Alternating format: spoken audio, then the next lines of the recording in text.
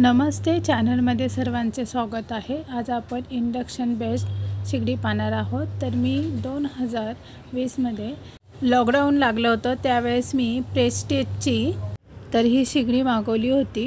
या शेगडीला 4 वर्ष झाले, त्यानंतर ही शेगडी खराब झाली आणि आता मी मागवली आहे आणि आता 2024 मध्ये मी बजाजची घेतलेली आहे।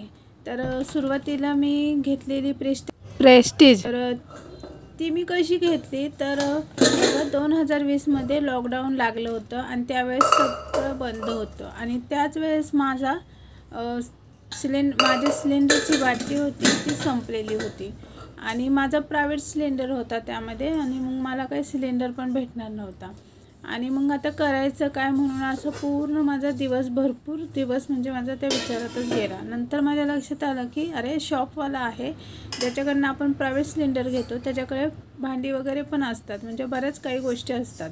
तर मग मी त्यांना कॉन्टॅक्ट केलं आणि विचारलं की इंडक्शन बेसवरची शेगडी आहे का। ते म्हटले हो आहे आणि मला ती एक शेगडी म्हटलं घेऊन या। ते म्हणजे ठीक आहे म्हणून तर त्यांनी मला घरपोच ती शेगडी आणून दिली आणि घरपोच आणून दिल्यानंतर येईपर्यंत मला 4 वाजले होते।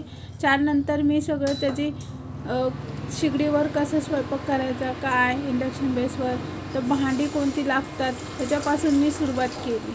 तर भांडी चेक केली तर माझ्याकडे पण बरीचशी भांडी इंडक्शनची नव्हती, तर फक्त माझ्याकडं काय स्टीलची पातेली होती।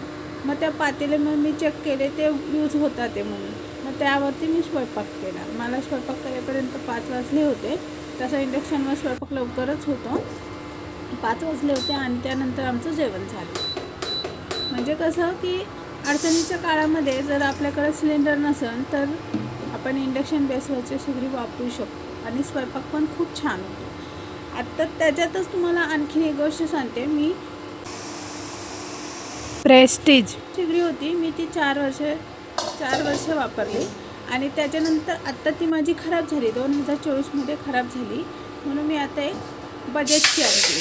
तर आता बजाजची तर मला वाटतं आता हे 4-5 महिने झाले असतील वापरते मी, पण बजाजची पण खूप छान आहे। याच्यानंतर मी इंडक्शनची बरीचशी भांडी घेऊन ठेवली, कुकर घेतला, कढई, पॅन, सॉसपॅन असे बरेचसे भांडी मी लागणारी इंडक्शनवर ती घेतलेली आहेत।